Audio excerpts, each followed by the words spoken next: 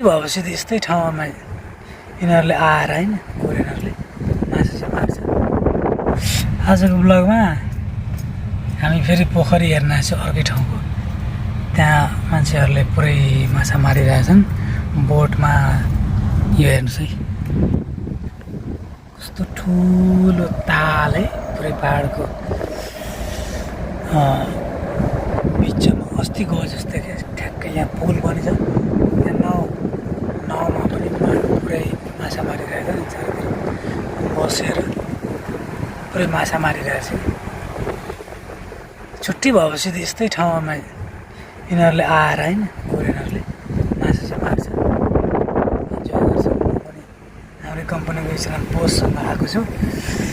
अनि उहाँले हिँड भनेर घुम्न हिँड भन्दाखेरि कपाल पनि काट्नुपर्ने थियो। अनि ठ्याक्कै अनि आएछु। यस्तो कस्तो दामी ठाउँ छ है, मस्त हावा पनि चलिरहेछ। रुममा त गल्ल गरौँ गर्ने थियो, अन्त रुममा बस्दा पनि काम थियो नि, के अरे म्युजिक बनाउँथेँ म नगएपछि। तर अब यहाँ कपाल काट्नु भएर हिँड भनेपछि आइहालेँ यता घुम्नलाई। पुरै पुरै माछा त्यो बन्सी लगाएर होइन माछा समात्न चाहिँ आइरहेको छन् कोरियनहरू। काम नभएर यिनीहरू यस्तैमा आएर इन्जोय गर्दो रहेछन्। पुरै ठुलो छ, पुरै घुम्दा यहाँसम्म आयो। अब 5 मिनटदेखि गाडीमै चाहिँ घुमिरहेछ। अघिदेखि बनाउनु पर्ने बनाइएन, यहाँ पनि बसिरहेको छ।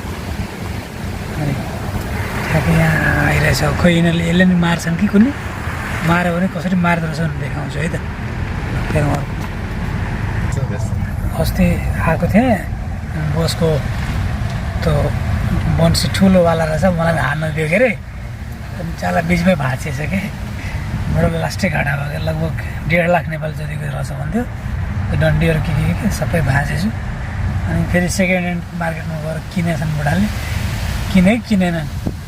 त्यहाँ खुबै यता खुब तारङ्ग सासस्य हेर्नु पुरोजन गयो।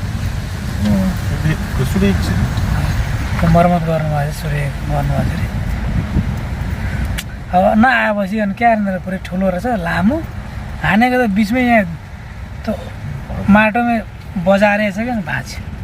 त्यसले गरेछ। अनि ठ्याक्कै आएँ है नजिक, यस्तो पानी लगाइरहेछ नि, यहाँ लाग्दैछ यस्तो लगाएर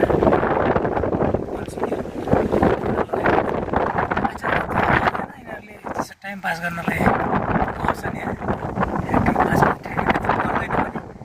एकछिन टाइम पास यिनीहरूले रिल्याक्स गर्नलाई, स्ट्रेस अलिकति हुन्छ नि त, स्ट्रेस कम गर्नलाई यस्तो इन्भाइरोमेन्टमा आएर नदीमा बसेर मस्त नाक्सी गरेर होइन मुन्सी फिसिङ गरेर है। यदि पऱ्यो भने पोलेर पनि खान्छन् यिनीहरूले। यहीँ सबै कुरा ग्यास सबै बोकेर आउँछ। सिक्छौँ तल हेराउँछु नि, यिनीहरूले यस्तै ठाउँमा हो क्या रहने। यस्तो दामी छ होइन,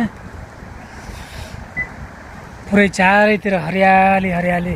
बसन्त लागेपछि प्रायः भोटेहरू चाहिँ ठ्याक्कै नदी किनारमा, पोखरी जस्तै तालहरूको किनारमा गएर त्यो फिसिङ गरेर होइन इन्जोय गर्ने गर्छन् क्या। कस्तो दामी छ। यदि आज माछा माऱ्यो भने कसरी मार्दो रहेछ भने देखाउँछु है त।